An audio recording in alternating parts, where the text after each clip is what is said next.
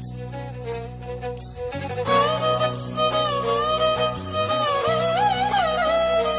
Guys, welcome back to my channel. అందరు ఎలా ఉన్నారు? సో నేనైతే చాలా బాగున్నాను. మీరు ఎలా ఉన్నారో కామెంట్ సెక్షన్లో కామెంట్ చేయండి. సో తమ్నెల్ చూస్తేనే మీకు అర్థమై ఉంటుంది నేను ఎక్కడికి వెళ్తున్నా అని చెప్పేసి. ఇంకా నన్ను డ్రాప్ చేయడానికి మా ఇద్దరు అక్కలు అండ్ మా బావ కూడా వచ్చారు. మా ట్రైన్ వచ్చేసి 9కి స్టార్ట్ అవుతుంది, బట్ ఇఫ్ కాదు కాబట్టి ఇంకా మమ్మీ వాళ్ళు ఇంటి నుండే 1 డేకి సరిపడా ఫుడ్ అంతా ప్యాక్ చేసి ఇచ్చేసారు.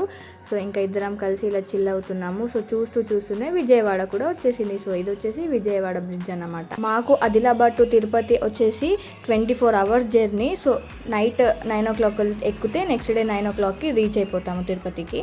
ఆ శ్రీనివాసుడికి సేవ చేసే ఆపర్చునిటీ మాకు ఎలా వచ్చిందంటే, మేము ఎన్సీసీలో ఉన్నప్పుడు వైకుంఠ ఏకాదశి రోజు మా ఆదిలాబాద్లో వెంకటేశ్వర స్వామి టెంపుల్లో మాకు డ్యూటీ పడ్డది.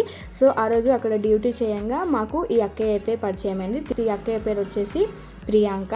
సో ఇలా అక్కయ్య పరిచయం అయింది. సో అలా మాట్లాడుతూ ఉండగానే అక్కయ్య వచ్చేసి మాకు ఇలా చెప్పిందనమాట, మేము ఇలా తిరుపతి సేవకు వెళ్తున్నాము, వస్తారా అని అడిగితే ఇంకా నేను మా ఫ్రెండ్ ఏం ఆలోచించకుండా, ఇంట్లో వాళ్ళని కూడా అడగకుండా ఓకే చెప్పేశాము.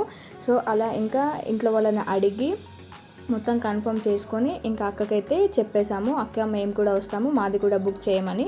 సో అక్కయ్య వచ్చేసి జనవరిలో బుక్ చేసింది సేవకి, ఆన్లైన్లో బుక్ చేసింది. 2024 జనవరిలో బుక్ చేసుకుంటే మళ్ళీ మాకు 2025 మార్చ్లో వచ్చింది ఆపర్చునిటీ సేవ చేయడానికి.